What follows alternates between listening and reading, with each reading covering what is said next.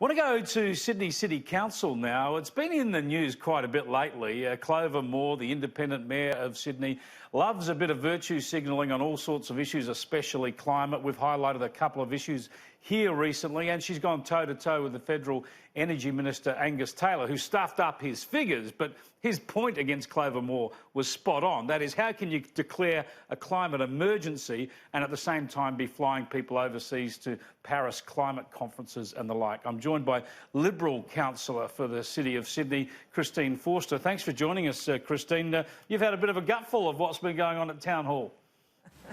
Well, yeah, I've been having a bit of a gutful of it for 7 years now, Chris, actually, fighting from the opposition bench against the Lord Mayor, who, as you say, is pretty strong on virtue signalling.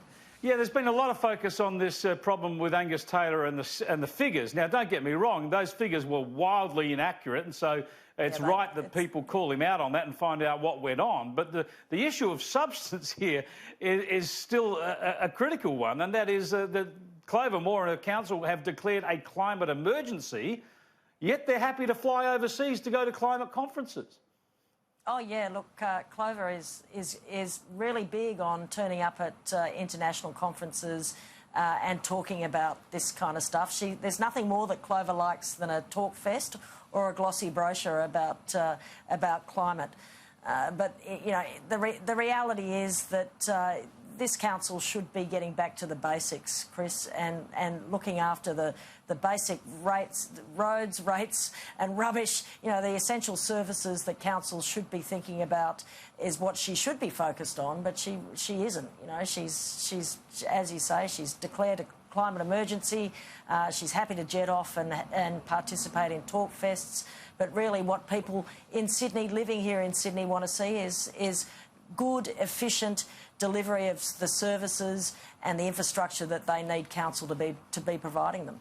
Well, indeed, we spoke to your colleague Craig Chung, and he's talked about a motion that the Sydney City Council got up at a local government conference. I think this has got huge ramifications, not just for local government in New South Wales, but right around the country, where they want a legal change. This would have to be done by state governments, presumably. Let's hope they reject it. But she actually wants a legal change so that when council tenders for goods and services, it can check to make sure that rather than just looking for the best value, it can give work to the companies that reflect the council's values.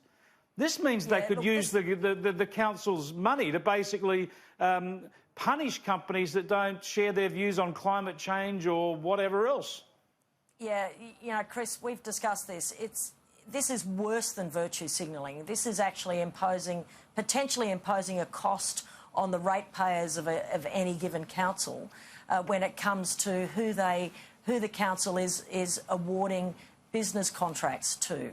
You know, how do you judge a small? Frankly, it's an attack on small businesses across the state.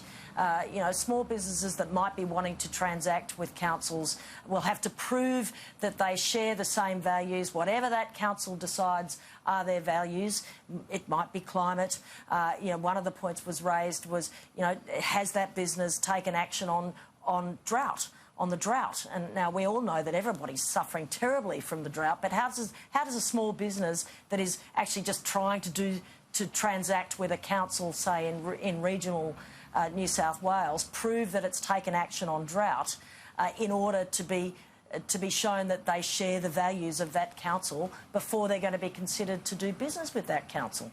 And now, what it says is that ratepayers aren't being considered in this. The values, the political values, given the given political values of any council, whatever they decide those to be, are going to be a higher priority than getting good, efficient services into council based on who is the best provider to be contracted to deliver those services. Now, that's just, you know, it's ridiculous. Wouldn't it be great to have governments at all levels in this country that actually just focused on value for money and reducing costs and efficiencies? One of the things I want to ask you about that Clover has done in Sydney is the new rules around Hyde Park. Now, anybody who lives in Sydney or visits Sydney knows Hyde Park is one of the best open spaces in the city.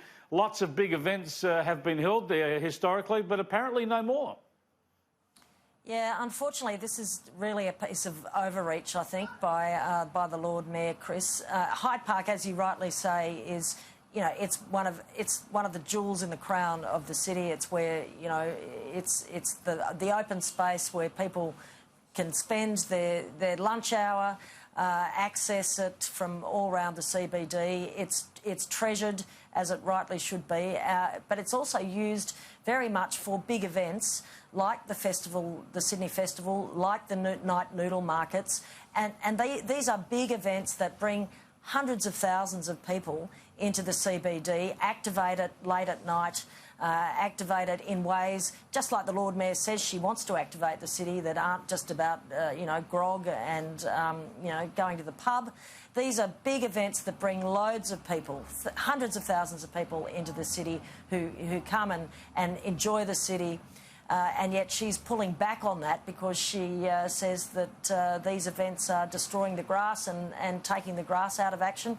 Well, look, the reality is that those events, they pay for restitution of the park after their events have been held, and Hyde Park is big enough for everybody to use it. It's big enough for these long-standing established events to use the park, and it's still readily available for as many people that want to go and visit the park at any time of the day.